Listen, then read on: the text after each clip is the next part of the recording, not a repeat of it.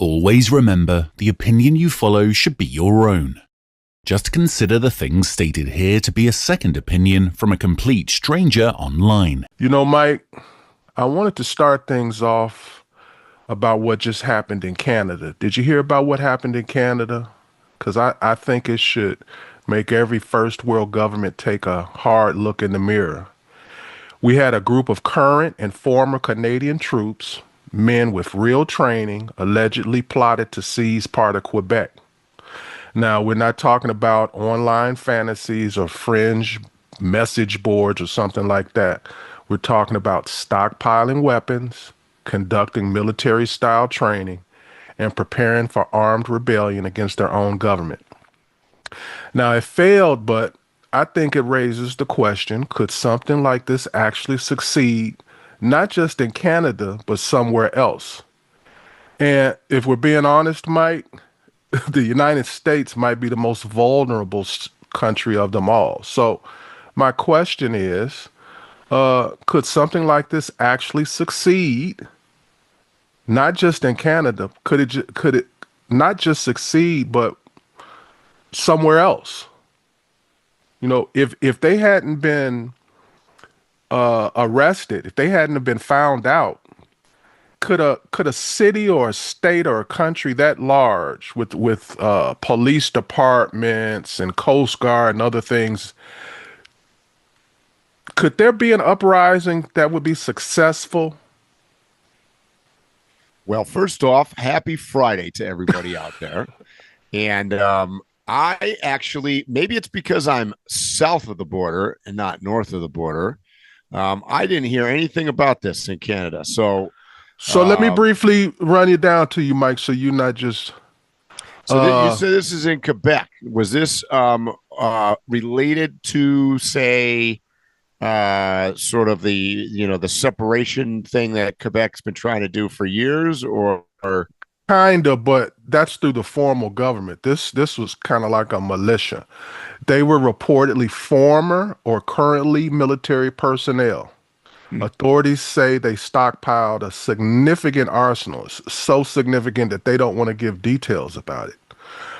Ran tactical militia style training. They had like land they had formal training and everything. And they got no lack of land up there. Right. And aimed to seize a part of Quebec in defiance of the federal government. The goal was to establish a breakaway anti-government zone.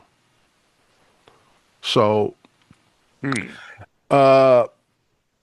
it got found out about. They got arrested.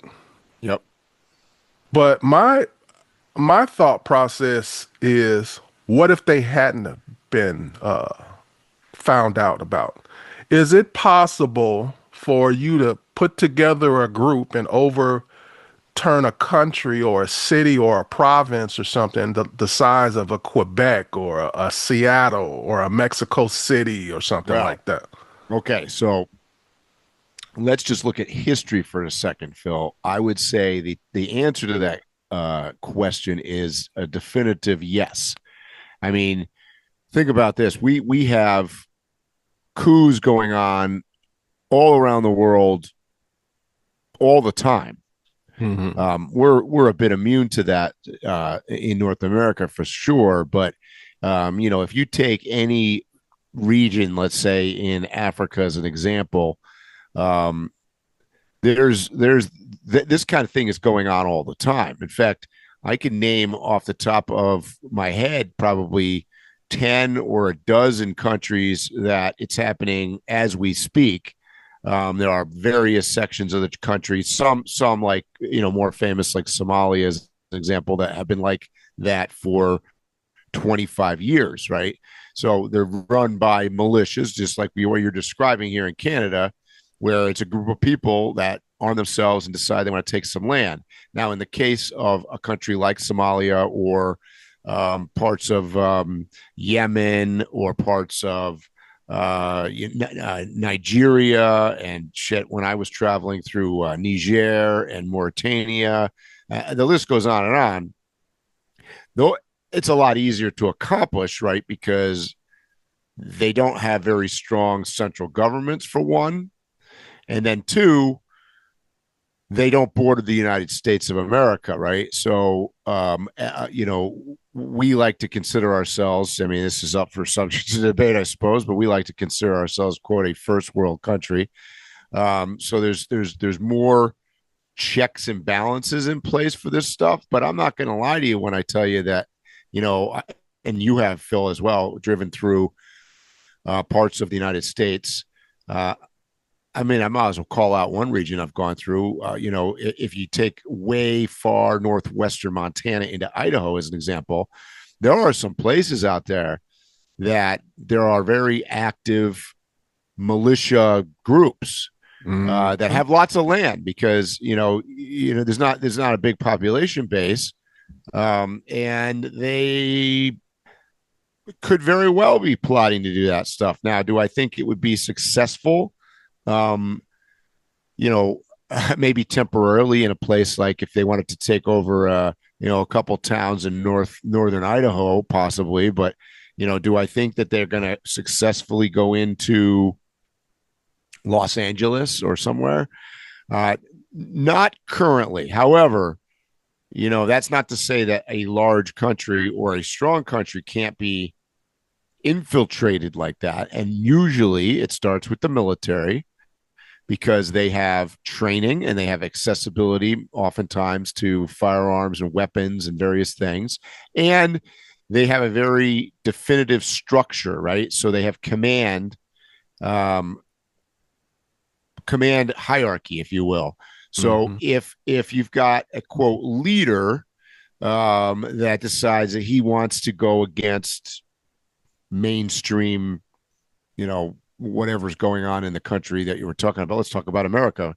And you have, say, a general that goes rogue. And then suddenly you may have a bunch of people underneath that person that are going to be on his side because it makes some kind of sense. And they have a very strict we see this to some extent going on. It's one of the fears they have right now in Iran, that there's going to be a turnover of power because since the American and Israeli bombing over there, they significantly weakened core structures of the Ayatollah's command and control center and his very, very loyal people. So what does that open them up to? That opens them up to people that are maybe not as loyal. So, yeah, to answer your question, I can definitely see that happening. I think the chances are, as we sit today, are fairly low for a success rate in, say, the United States, because we have such a powerful government. Quite frankly, we have a more powerful government today than we did 2 years ago. So I see it less likely, but I would never say never. Well, you mentioned Africa and how you were basically giving examples of here's some places where it's been done and it's done frequently. Yeah.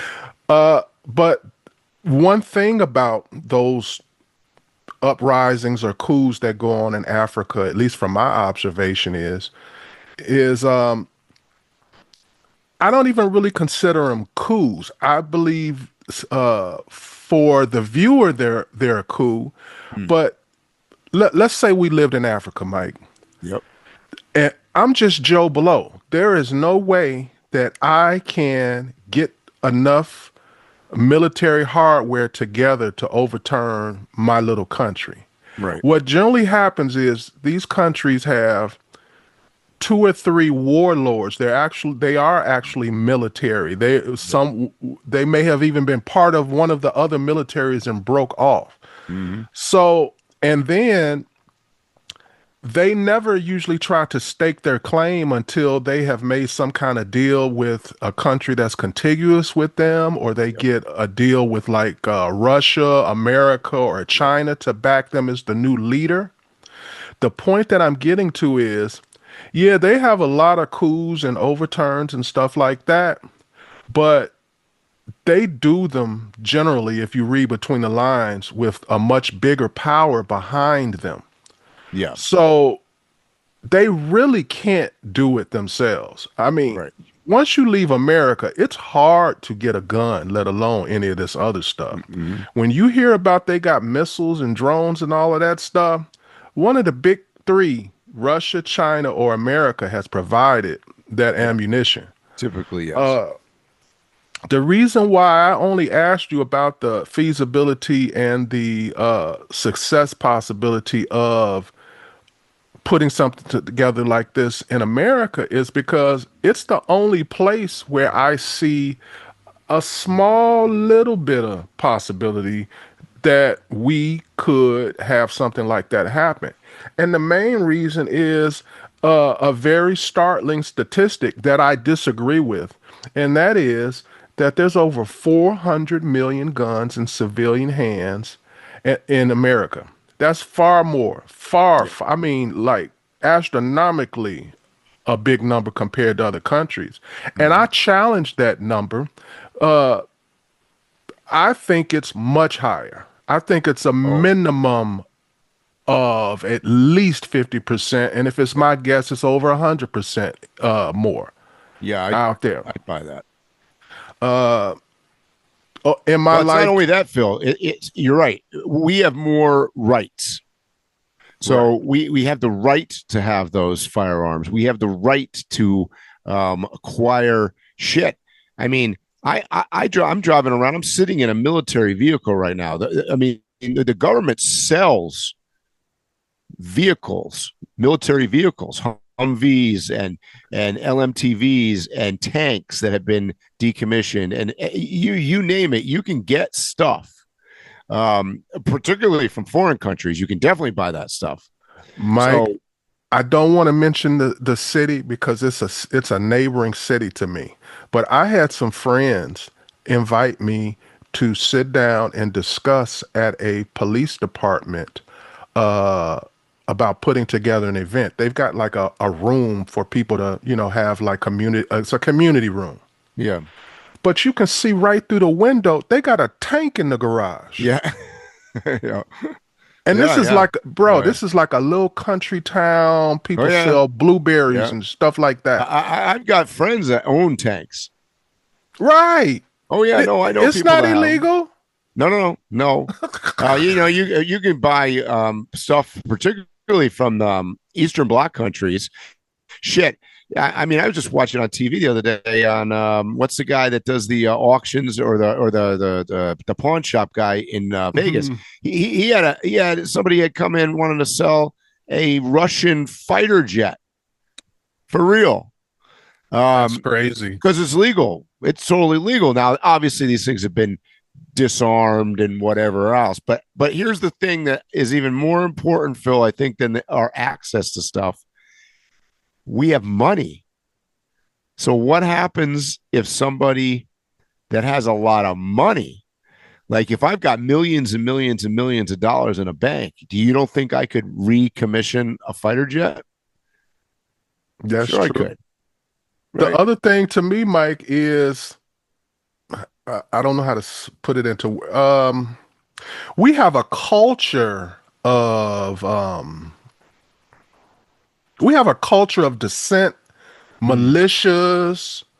Sure. Dating back, I mean, the Revolutionary War started that, right? I mean, our whole history has been about that. So that culture in itself makes it easier for a nemesis to permeate our population versus another country where you would stand out being a dissenter and trying to put you'd get hung. Yeah. I could go years talking about doing something against the government. Right. And until they see some hard facts that I'm doing something about it, they're pretty much going to leave me alone. They might investigate me or something, but as long as I'm slick enough, I could succeed. Yes. At least as far as the communications and the getting the initial people together. That's my opinion. Yeah. And I'm looking at that article on because wasn't familiar with that, and I see that they seized from what article in Quebec. The one in Canada. Okay. See items like night vision goggles and tactical laser weapons and tons of magazines and night vision goggles, military equipment, 11,000 rounds of ammo, 83 firearms. I mean, this is only 4 guys, right? I think 4 guys got arrested. There may have been more people involved in that. But yeah, it's kind of ironic because you think Canada is the last place on the planet that you'd see something like that. Another reason why I think something like that is a concern, Mike, for America is right now we have probably the highest distrust in government ever. Yeah. So there's already like an environment for someone to step in comfortably, talk their rhetoric, and have people listen and go, Yep. This even goes back to the citizenship thing I was talking about and all those other things. We are in an environment now where we literally have people that just got here. They'd be easy to convince into something versus a person that has long standing in the country. Right. For sure. So I only asked about this Canadian thing, Mike, because people kind of just the way the articles are written is like, these crack kids up in Canada, and it's like a joke. I don't see it as a joke. As a matter of fact, I see it as more of a danger here in America, where I could easily get a hold of, if I have the resources, I could get 1 million guns within a 6-month period. Oh yeah. Yeah. Easy. Yeah. So that's my thing. And then we are a violent gun culture. We wouldn't have to condition people into picking up a gun. They already pick them up. When I'm out and about and I'm traveling and I'm on trails, the only thing I ever hear other than nature is a bunch of men somewhere in a remote area shooting guns. Yeah. Yeah. Yeah. For our East Coast listeners out there, I'm going to say this from growing up in, the Northeast. I mean, we had kids. We had guns as kids. Me and my brother we had a bunch of property, so we would go in the backyard and shoot trees or whatever. So I kind of grew up with firearms, but by and large, I will tell you that East Coast, particularly in the Northeast, where heavy population centers, I think some of you guys out there are probably listening thinking that this is not necessarily the case. But I'll tell you what, ever since I've been traveling and spending most of my life out west, you're right, Phil. I mean, there's virtually nobody, for one, that's not carrying a weapon. I agree with you. You can't go anywhere without, I just remember riding my bicycle or my mountain bike, in New Mexico and in Arizona and up in Montana. And I mean, there's people shooting everywhere, right? I mean, it's super common. And Mike, you mentioned that area between Idaho, central Idaho, and Montana. I know that area where the Sawtooth area, the Beartooth area, rather, and all of that. Yes. Remote. If you drive, but if you actually go out there in the remote, you'll see guys in uniforms practicing it. They ain't even hiding it. And I mean, like you might take a trail if it's long enough and see more than one group. Yes. So it's like a prevalent thing. Oh yeah.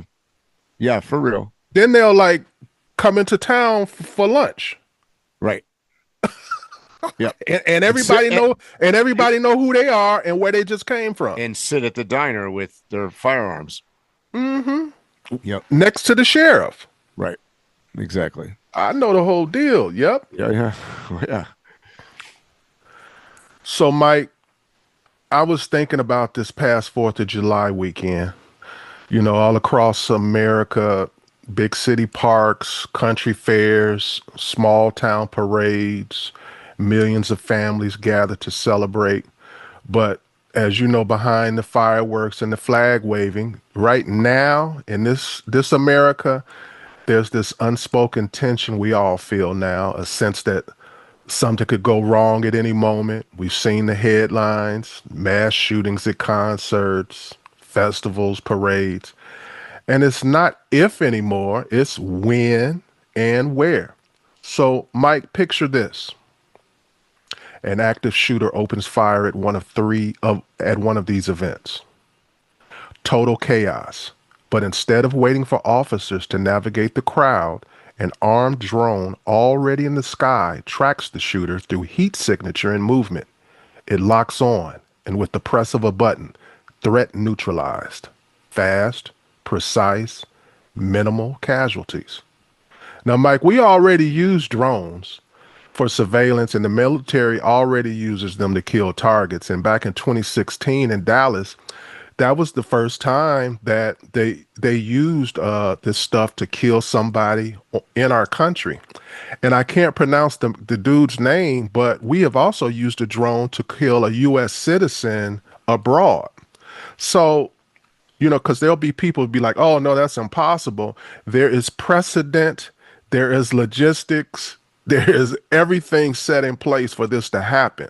So do you envision a future in the U.S. where armed police drones are just normal, where drone strikes on American suspects becomes the new car chase on the evening news? Absolutely. Shout out for before I go down to the negative, shout out to the positive on drones. Two things you bring to life. Fourth weekend, there was some amazing drone displays that replaced fireworks, traditional fireworks. Now they're doing it with drones, right? You got all the lights and the lights on the drones, and they do, crazy stuff. Mike, I've seen fireworks in New York. I've seen every holiday, every special thing that goes on in New York with the fireworks. Same thing with in DC for 4th of July and stuff like that. Mm-hmm. I've seen the biggest fireworks that they have in the United States. None of them compare to what these drones can do. It's not even crazy. Close. Not even close. So shout out for that. And as a plug, my video for my Southern Cross expedition went live on YouTube this week. So go check that out. We got a lot of great drone coverage in that. I already got a bunch of people message me say stellar drone photography. Shout out to my buddy Daniel, who did a lot of the drone photography for me on that trip. So that's the good news of drones. The bad news, if you will, is to answer your question. Yes, 1,000%. The future of the military, the police force, surveillance, Amazon delivery, you name it, is drones. 100%, that's what's going to happen. So do I think that if a presidential candidate was speaking at Texas Stadium and there was a threat, and do I think that they could have police drones in the air to neutralize somebody? Yes, I 100% think that's going to happen. So I think it's going to happen, and I actually think I know how it's going to happen. Did you hear about the guy here in Washington who killed his daughters, and they were looking for him in the Northern Cascades of Washington? Yeah, they think he's dead, right? That's what they're saying because they can't find him. Right. From my understanding, he has military training and stuff. And I live here. He could survive easily. Sure. This is not no challenge. Right. And he could have crossed into Canada or somewhere else by now. Mm-hmm. From some of the things that they said, he had it planned out. So by the time they were looking for him, I think he was out the state. But the reason I brought him up is this is how I see this drone thing being implemented. They're going to have a special case scenario like what I just mentioned, and they're going to have a drone like chasing the guy, and they're going to show the film on everything, 60 Minutes, CNN, national news, and everything, and they're going to show that this heinous person that did this to these little girls or something like that, something that everybody agrees is just horrible, and they're going to show the footage of this drone chasing the guy through a forest or something or whatever, somewhere where we would have never been able to capture him, and eliminating him. And then You're going to see it used in special cases like every few months. And then all of a sudden, it's just going to be like you turn on the news and you're like, let me see today's Drone drone capture. footage. Yeah. Yeah. Yeah. I agree with you, Phil. Totally. 100%. I think that's what's going to happen. All It that. makes sense. Well, I've been studying these drones, Mike. That's why I've been talking about them. Plus, I'm a drone fan. You're a drone fan. So Yep. Me I keep too. up with this stuff. Yep. A lot of the reasons people give that it'll never work, that means they don't know what's going on with drone technology. Yeah. The current drone technology, they could literally have these drones like flying over an event ahead of time, Yes. just waiting. They can literally create AI where it will recognize activity that does not look right. And then when it recognizes the wrong, it can lock in on you Mhm. and eliminate you in a crowd. Yep. Yep. And you have just a team of people sitting in a room, Hmm. controlling it and reviewing video, et cetera, and Hmm. making decisions. So the military is already doing that. Yeah. Yes. Especially the most recent ones, they've been very singular hits in Yep. areas where there was peripheral damage possible, and there Yep. was none. Right. So they've got this thing down to a science, especially with this AI thing, Yep. because the AI has eliminated a lot of mistakes and a lot of casualties outside of who they meant. So I think it's coming. I think it's coming sooner than you think.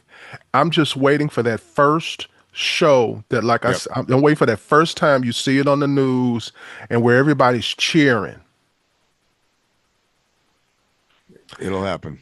I don't know if you ever read the book or watched the movie 1984, Mike, Yep. but it is incredible how relevant that book and movie is to today. Yep. It Yep. seems so far-fetched in the day. I remember there's always been every decade conversations about the book and the movie, Mm-hmm. but it has never been as relevant as Yep. Yep. now. Now. Yep. So, Mike, let's take a pause. It's kind of hard to put into words what happened in Texas. So many lives suddenly lost, families shattered. It's just devastating. And I just want people to know my heart goes out to every single person affected in the floods in Texas. I can't And imagine what sadly, I those noticed that. communities are going through right now. I know we'll get into the details, but how do you even begin to process something like that? I mean, I saw a few things posted. There was actually some people in our nomad community that are missing and presumed gone as well. If you're familiar with that area at all, I've camped along that river. I know exactly where that is. It's like hill country outside of Austin, It's sort of. beautiful. So yes, it's absolutely beautiful area. I used to go to Austin a lot. My company was based there, and uh, I was singing about that one the other night. We were sitting around here in Mexico with a couple friends that are also nomads, and we were talking about being on the road, and it would not have been weird at all for us to be driving across Texas, and I do this all the time. Pull off to get there. Look, there's a nice little pull off next to a river, park for a night. Enjoy that, and head out the next morning and continue on my journey. Not little would you know that a river's going to rise 26 feet or something in 6 minutes or some crazy number. Mike, it was like 16 trillion gallons of Yeah, water. yeah, They said it was the equivalent of 4 months of rainfall came down in only 4 hours. yeah. It's insane, That's crazy. crazy. That's Noah's Ark. And unfortunately, we lost. I think the death toll now is 100 plus, and there's still 150 or 160 people missing. So, And that's only people they looking for. yeah. So you're looking at probably 300 people or something that were, and not to mention the damage and everything else that went on around there. So, yeah, I mean, for sure, that is a unbelievable just crazy, mind-boggling event. So it seems like everything we're talking about is dreary, Mike. So let's have a lighthearted moment for a moment. Oh boy. All right, but you got to put on your thinking cap for a second. Okay. Okay. I'm not sure I have one, but So, Mike, if you had to pick one, Diddy versus Epstein, which party would you observe? And that's my question to the wait. audience. Which party would I go to? No. No. I'm gonna lay it out for you. Diddy versus Epstein, which party would you observe? And I want to extend this question to the audience too. This isn't about who threw the wildest bash. It's about which party you'd want to be a fly on the wall at. Just to observe, of course, purely anthropological, strictly sociological, totally for research.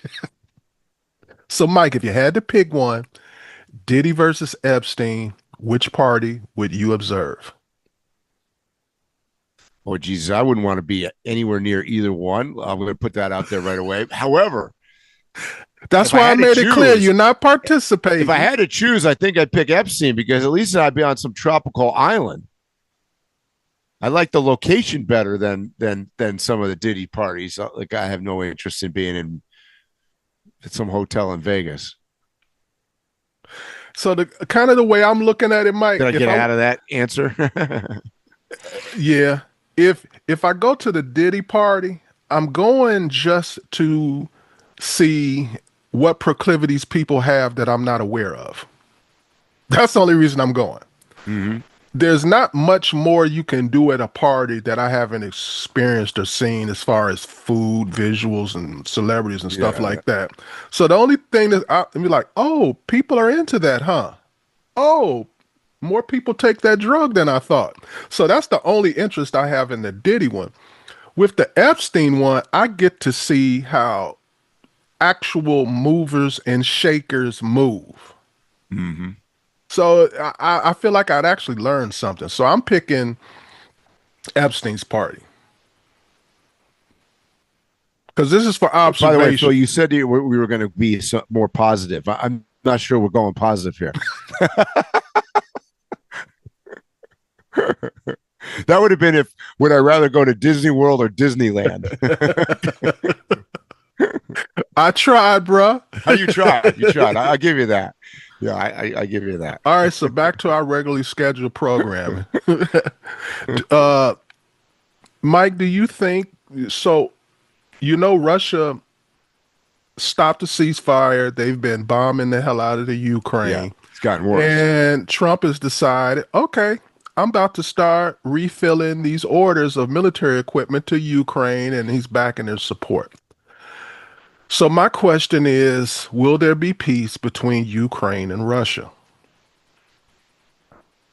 He's pledged to end the war in Ukraine by pressuring Putin and not by pulling the support from the Ukraine. He's increasing U.S. weapon shipments to the Ukraine, and he's reversing the delays from the Pentagon. He says that the goal is to hurt Russia economically and militarily enough to force negotiations. So,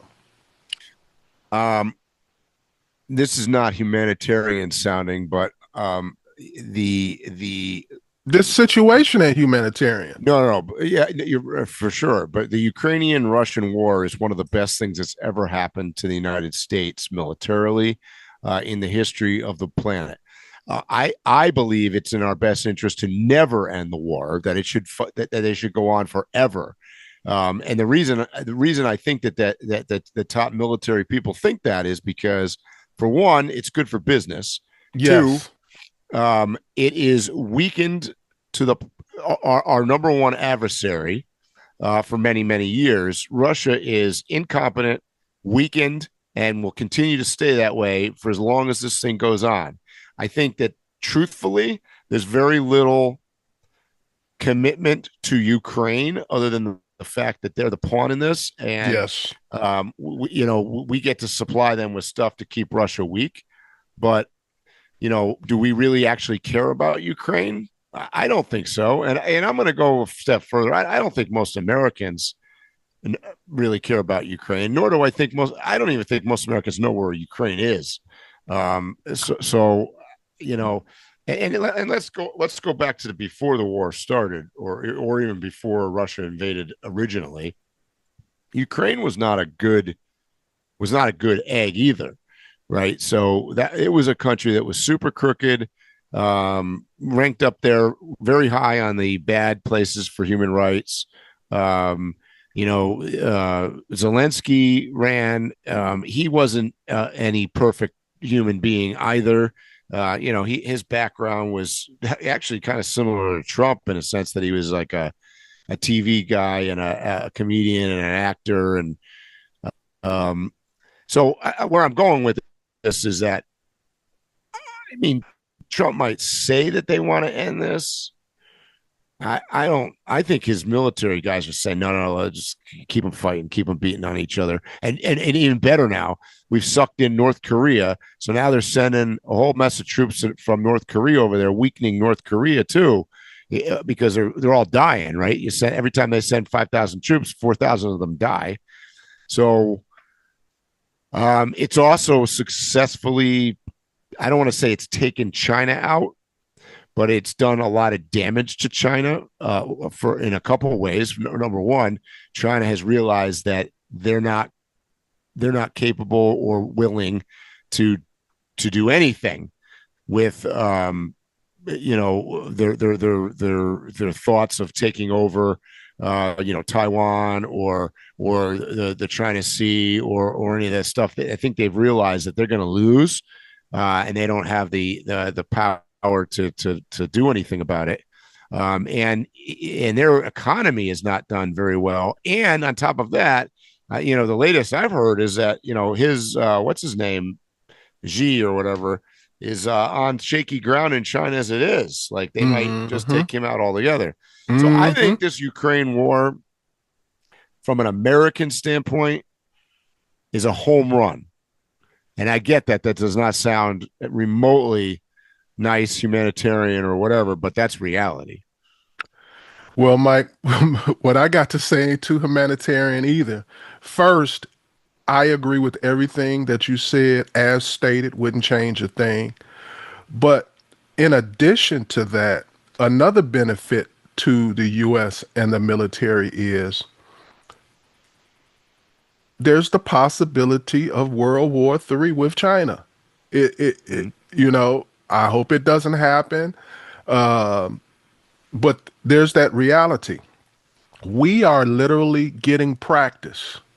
Our military is exercising its muscles, and we will be ready for whatever's next. Yeah, So that's one of the reasons why I think that China is lost. This is a loser for them. And I don't just mean like just going through the paces. I mean, we have been able to literally test all types of vehicles, bombs, aerial things, missiles, drones. We've tested how quickly we can train people in the field. So we have a place here in Washington called Yakima. It's a vast land here that the military uses to play real war. They use a lot of live ammunitions and stuff like that. But there's still limitations as to what they could do in the middle of a state. It's really they get a full-blown realistic practice facility in the Ukraine. That's By the way, I the other feel. thing that it's done is it successfully, which I think was a win partly for Trump, but partly just for the U.S. in general, is that it has drawn Europe into this. And this is intentional, I think, on the part of the United States. And it's brought them to the forefront and forced them into defending themselves and not just relying on us. And that you saw at the last NATO meeting, where Trump got them to spend more money, quite frankly, on their own defense. So that's a win for us as well, because guess what? Half of that stuff they're talking about spending, you know where they're buying it? From us. And you mentioned about the reliance on us. Another thing that they're doing is making them realize that they rely on us. Sometimes you get comfortable Yeah. because Complacent. people have made you comfortable. So now they're realizing, whoa, if this thing jumps off, whose side do we want to be on? Right. So that's why the money came up. They Yep. really are paying for their own safety, Yep. Yep. in my opinion. So that's what I think. I mean, will they reach a ceasefire again? Maybe. But that's my final conclusion on that is as long as Putin is in power in Russia, the threat of a reoccurrence or a threat of something happening again is still there. I agree. So, Mike, how do you feel about these tariffs on copper? 50% tariffs.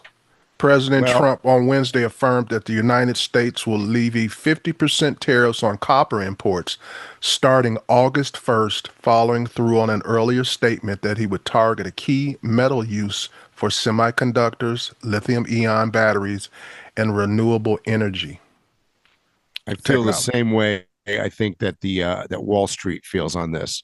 I think it's full of garbage. You notice how the stock market did not take a plunge when they heard this because, quite frankly, them and I don't believe it. I think this is another Trump. I think he's talking out both sides.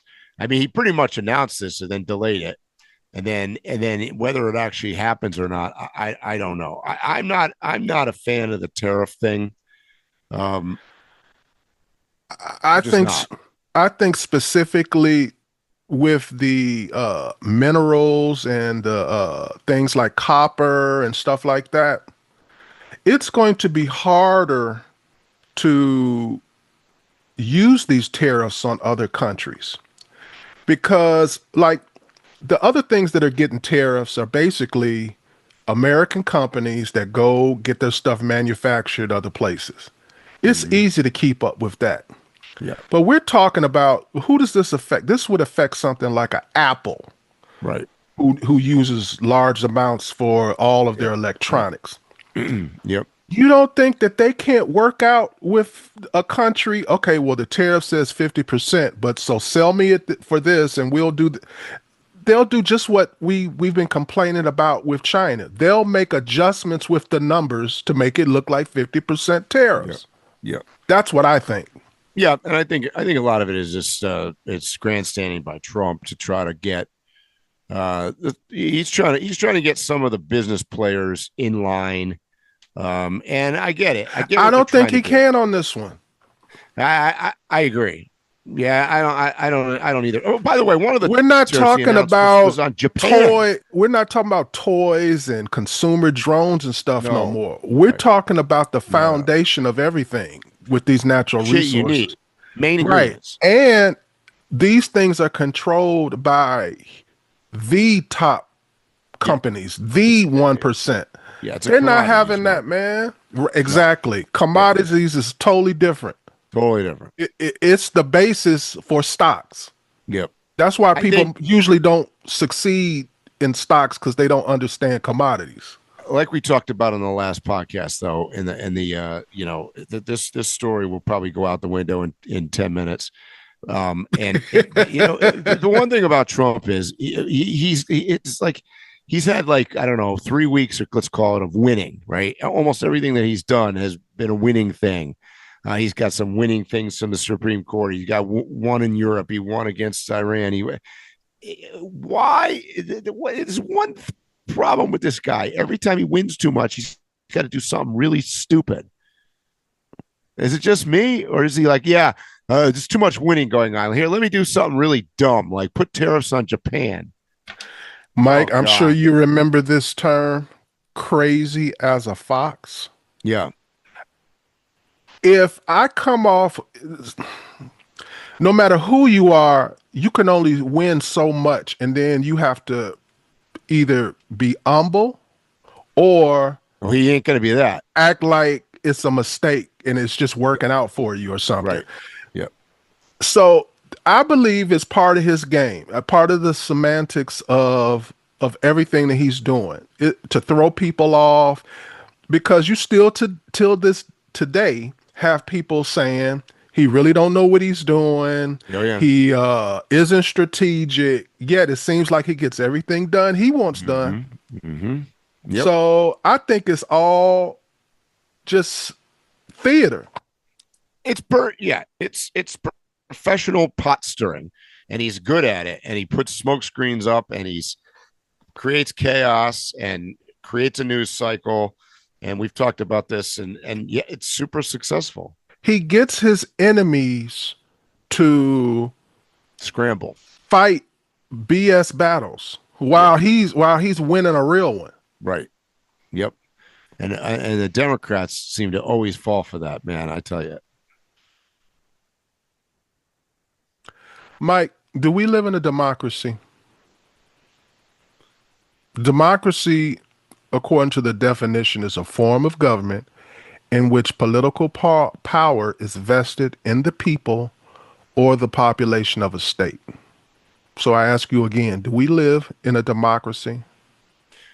By that strict definition, I'm not sure we've ever lived in a democracy. I mean, well, let me tell you why I'm asking you this, Mike, because this is something that this is the political issue that I have more than any other issue. This is number one for me. I don't think we live in a democracy. The Democratic Party has selected the past two presidential nominees despite the sentiments of the people. The people have been clear about their stance on illegal immigration, and the judges countered those stances with injunctions.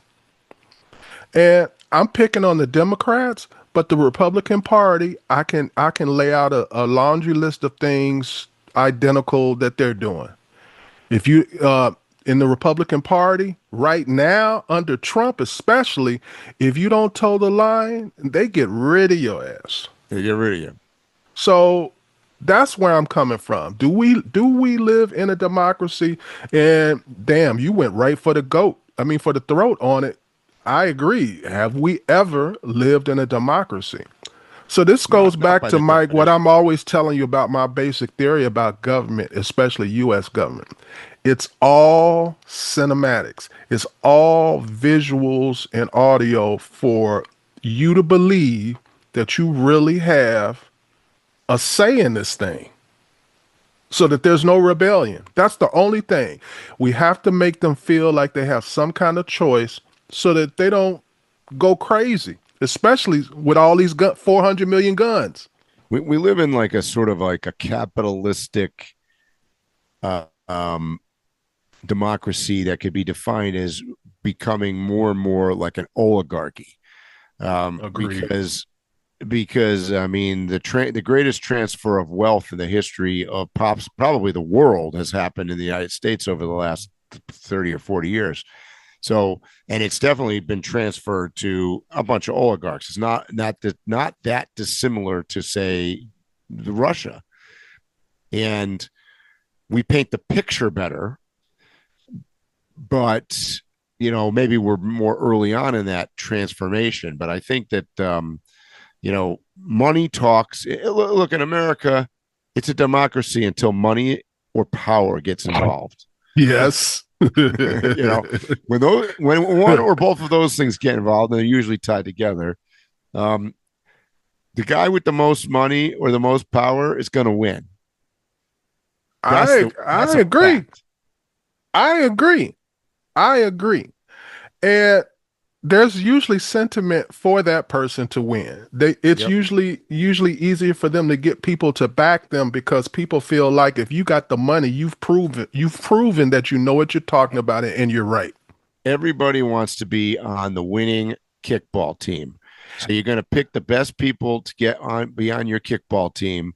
And it's not, I mean, and this is we talked about this a zillion times, but this is why Trump's in power right now and the Democrats are not, because they took or hourly anyways, they tried to take the approach of let's do what's right for everybody.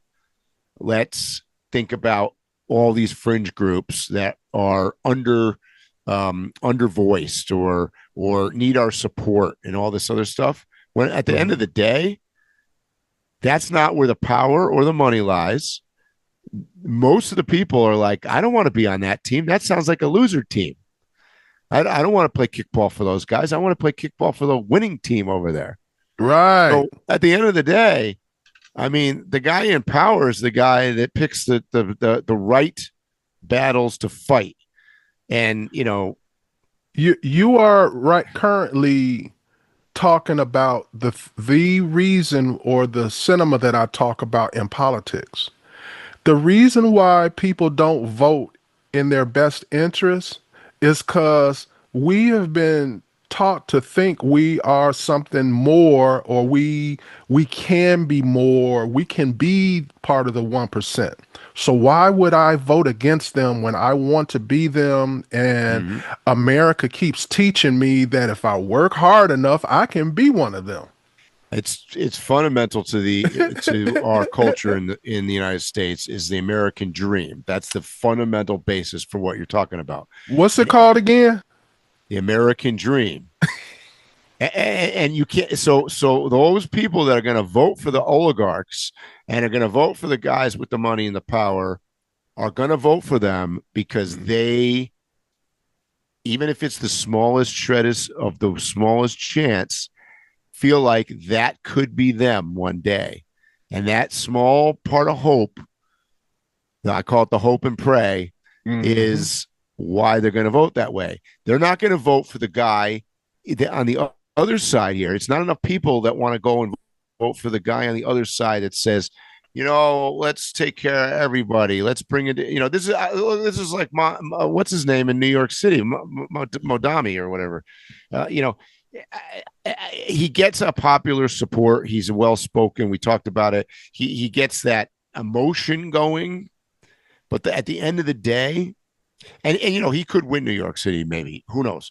Because I would say that's an aberration. There's certainly way more people that skew left the way he is. I don't see it, Mike. Well, I don't either. But he definitely is not representative of most Americans and of the American dream that we've been brought up thinking about, because we weren't brought up were you brought up thinking about, in 20 years from now, you might be the lucky guy that gets to go to the government-owned grocery store in New York City.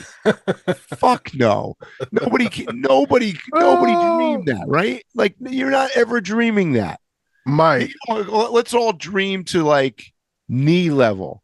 No, we want to be higher than the sky, right? Like that's just the American way. We dream of upgrading from Safeway to Trader Joe's. That's right. To Whole Foods, right? Yeah, and then having the Whole Foods Dean and DeLuca's in New York. That's right. Yeah. You don't want to go to some, janky like grocery store that no. They have conditioned us so well into wanting the latest new barbel that it's hard to get out of it. Even a person who feels like I'm a simple person, I don't need much. If you live in America, you probably need more than a lot of people need other places. Absolutely. The things on your need list are still way too much. Yeah. I mean, I live that on a daily basis down here. I'll tell you what, like the culture is so different, and people are not driven the same way. They're it's totally wired differently. So they're not driven to that. So you can see that there's a huge contrast.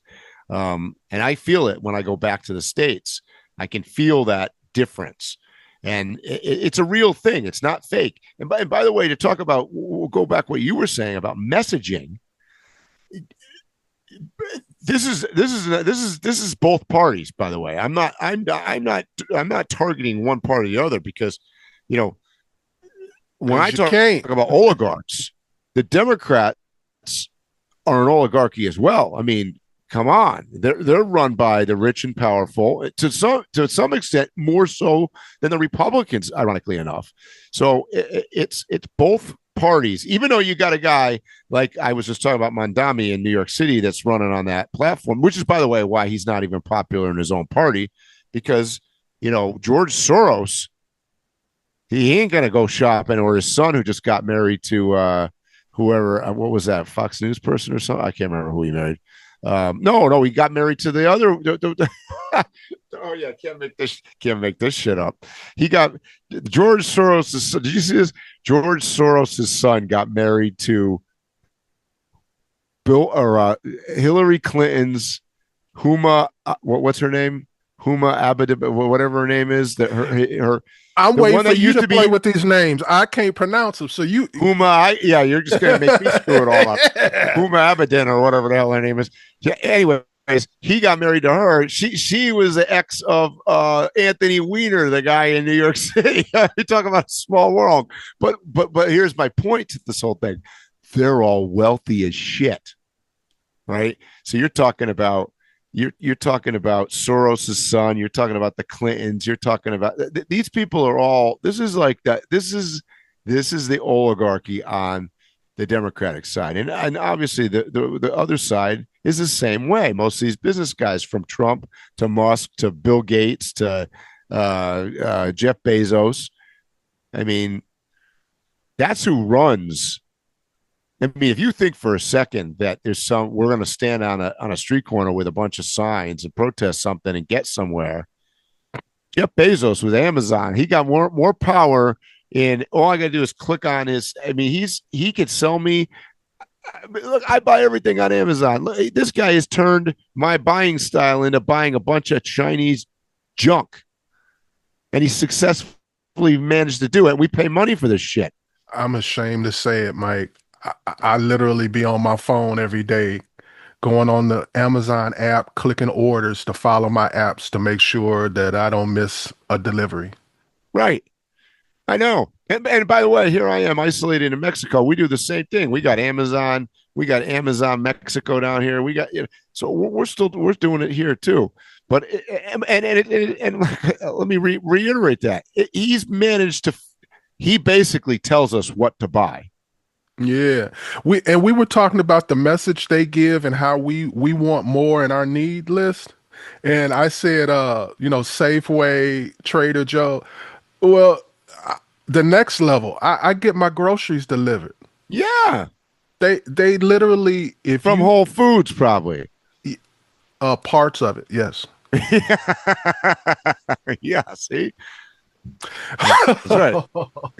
you're at the but my point is, it's like they're eliminating you purchasing anything from other places.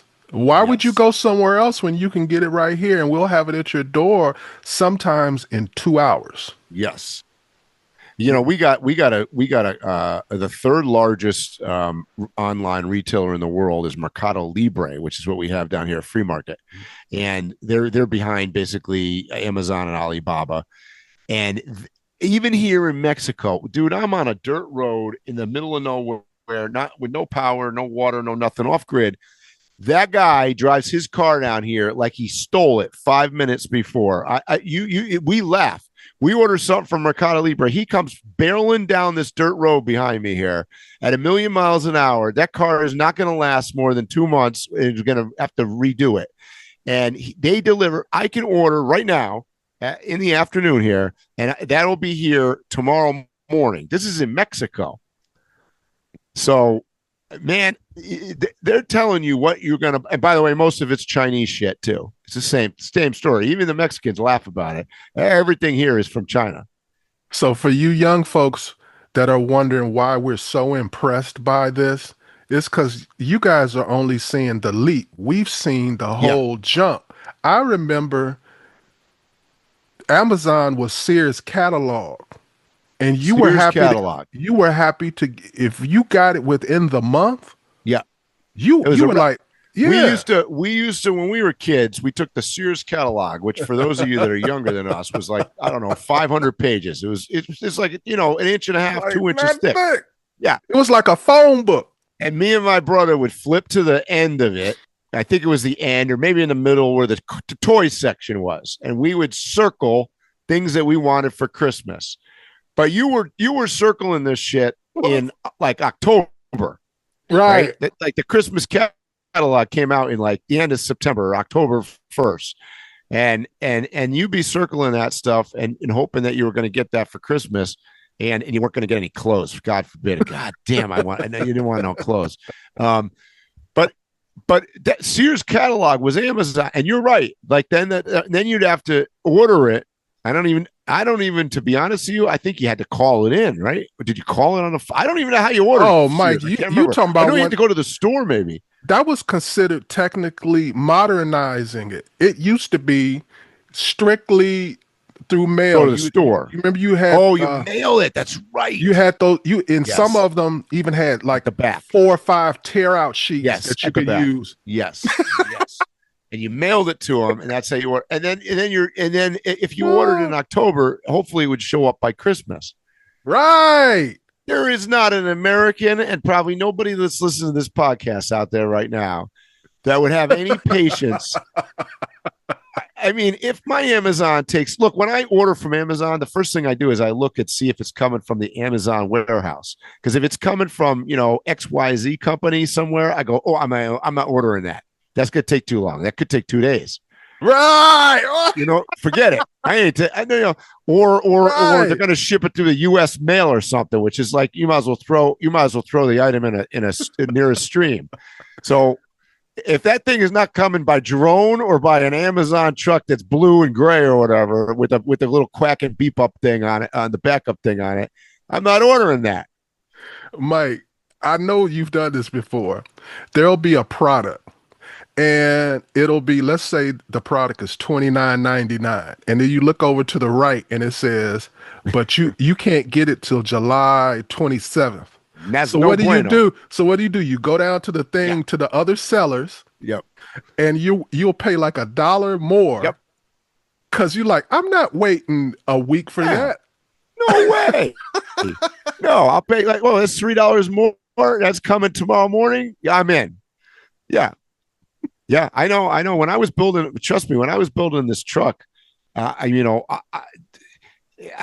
the East Coast there was a lot of stuff that gets there the same day. Right. So like if it wasn't, if you'd order by 11 o'clock in the morning, by 3 o'clock in the afternoon, you'd have your package there. People that are out there in Sears catalog world, that's like a different planet. Oh, Mike, on Amazon, we have Grubhub. I can use Grub, and they give me like a discount, so it's even cheaper than if you just use regular Grubhub. Yep. I can order from any restaurant, and they'll get it here fast. Yep. It'll be quicker than me taking a shower and driving to one of those places and bringing it back home. Yep. So they almost force you to. It don't make sense, because even like with the groceries. The main reason we get the groceries, we look at when we go to the grocery store, the bill, and we look at the Amazon bill, and it's cheaper, better food, and the actual things I want. It's crazy. Yes. I know. Oh, now that we've dated ourselves, we're going to change the name of this. This is the Random Wanderings of Old People podcast. Well, I'm hoping that a handful of old timers are listening and they speak up and be like, "Oh no, I remember." Yeah. Should we start naming names out there of people we know listen? Yeah, we can call you out. Okay, now this is to all the old people that are listening, and I know you're out there because I hear from you. No, we had to write our orders in cuneiform. Talk about you had to write it. I don't even know how. I mean, even at my age at this point, we don't use it. I don't even know how to write anymore. Nobody writes anything. Oh, Mike, that's another thing. Like, you remember when you used to fill out the order? You had to put in the little box the quantity, and next to it, you had to look up the price and write the price in. Yep. And then if you had more than one thing, you had to total them yourselves. Yep. Well, Americans can't add and subtract no more. No. They would literally put the paper down. Yep. Yeah, I can't do that. That's too difficult. Yeah. Yeah, I totally forgot. Yeah, I think you could go to the Sears store, too, if I'm not mistaken, because they had the catalogs there, and you went to that window in the back. For people that back then, Sears used to have real estate in it. It had auto. It had insurance.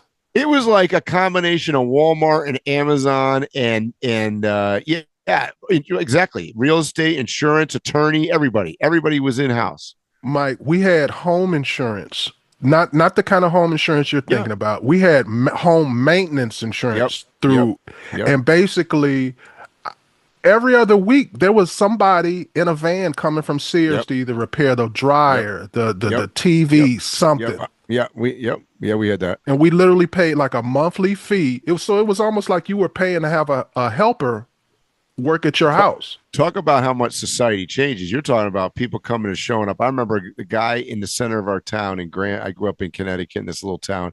He'd come out to work on our wash machine and our dryer and stuff. Nowadays, that's not the way shit works nowadays. Your wash machine breaks. You chuck that thing out the window and you buy a new one, and they deliver it, and then they take the old one away and they throw it in a garbage somewhere, because like that stuff is throwaway. They don't fix anything. Well, it's like I always tell people: mechanics aren't mechanics anymore. They're part replacers. They don't know how to rebuild an alternator or nothing like that. They don't want to. They don't actually know how things work. Right. I know. Wow, did we digress today? We're all. Mike, I think we need to call this the Reminisce Show. That's right. This particular episode was For all you out there that want to reminisce about Sears Roebuck and Company, welcome aboard. So, Mike, is there anything else you want to say? I don't think so, because if we talk any longer, Phil, they're going to start thinking that we're 80 years old. Right. All right, guys, you know what I'm going to say. Stay safe, tread lightly, and hopefully we'll see you here or on the trail soon. You have been listening to Waypoint Overland's Random Waypoints. Like, subscribe, and stay tuned for more.